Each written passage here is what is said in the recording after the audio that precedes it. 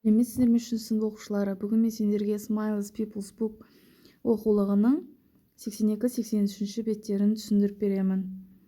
Менің арнама тіркеліп, лайк басып кетуді ұмытпаңыздар. Сонымен сабағымызды бастаймыз. 9-шы жаттығу. Listen and read. Тыңда және оқы. Бұл жерде суретте диалог берілген, соны аударамыз. Last Sunday it was Nanny's birthday. She visited her sister. Өткен жексенбіде Нанидің туған күні болды. Ол әпкесіне барды. Екінші суретте It was a lovely sunny day. They wanted to go for a walk on the beach. Керемет шуақты күн болды. Олар жағажайға серуендеуге барғысы келді. Үшінші They walked to a big cave. It looked very scary. Олар өте қорқынышты көрінетін үлкен үңгірге жақындады. Inside the cave, they discovered a very big footprint. Is it a monster footprint? I don't know. Үңгірдің ішінде өте үлкен аяқ ізін тапты. Бұл құбыжықтың ізі ме? Мен білмеймін. Suddenly something jumped from behind a big rock. They both screamed. Кенеттен үлкен тастан бірдеңе шығып кетті. Екеуі де айқайлады. I am so sorry. He is not a monster. He is a diver. Кешіріңіздер, ол құбыжық емес, ол сүңгуір екен дейді. Яғни құбыжық дегендері ол адам болып шықты. Сонымен 9-шы жаттығуымыз бітті.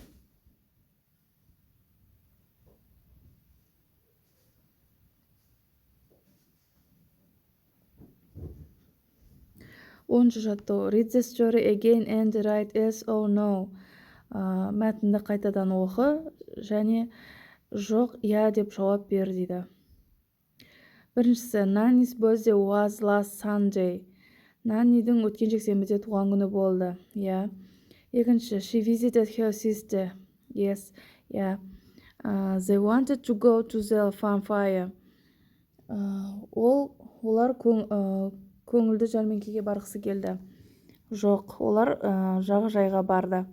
They discovered a big fish. Олар үлкен балық тапты. Олар үлкен балық емес, үлкен аяқ ізін тапты. Сонымен no деп жауап береміз. 11-ші жаттығу. Cover the story. Put the sentences in the right order. Оқиғаны мәтіндегі сөйлемдерді рет-ретімен жазамыз. Яғни біріншісі Nanny visits her sister on her birthday. Nanny өзінің туған күнде әпкесіне барды. Біріншісі B. Екіншісі F. Яғни they go for a walk on the beach.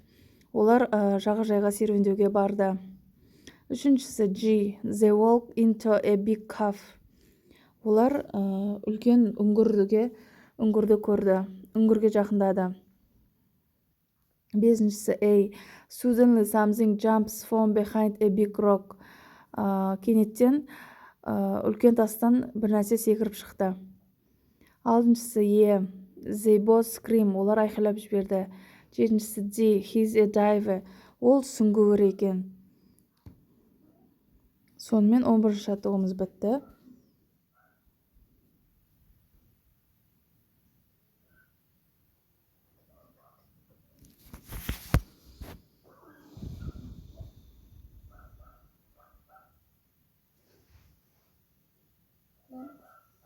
Он екінші жаттығу. Act out the story. Мәтінді сахналап көріңдер дейді, сахналаңдар дейді. Яғни оны мектепте сахналайсыңдар өздерің. 13-ші жаттығу. Listen and read. Make a new dialogue with your friend. Тыңда және оқы. Өзіңнің досыңмен жаңа диалог құр. Члой. How was your weekend? Сен демалысыңды қалай өткіздің? Ben. It was great. I visited my cousin. Өте тамаша. Мен өзім немере ағама бардым. Oh, really? And what did you do? Шынымен ба? Сен онда не істедің дейді. We decided to go for a walk on the beach. Біз жағажайға баруды жоспарладық. How nice, өте керемет. And guess what? We discovered some really strange footprints. Біз ол жерден өте қорқынышты аяқ ізін көрдік дейді. Вау дейді. Сонымен жаңа диалог өзіміз құрамыз, яғни Берік пен Дананікін құрдым мен. How was your weekend? Сен демалысын қалай өткіздің? Дана: It was great. I visited my grandma and grandpa. Өте тамаша, мен өзім атам мен әжеме бардым. Берік: Oh, really? And what did you do? Шынымен ба? Сен онда не істедің? Дейді.